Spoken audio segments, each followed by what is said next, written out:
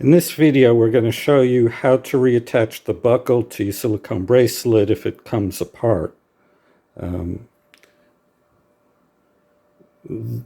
There are two metal pins sticking out the sides of the wristband.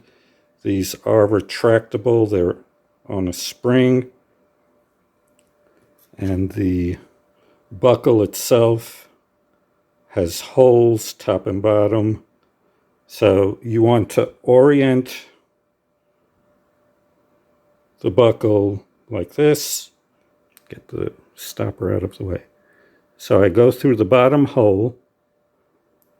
I'm now going under the buckle and just sliding. So the buckle itself is depressing the pin.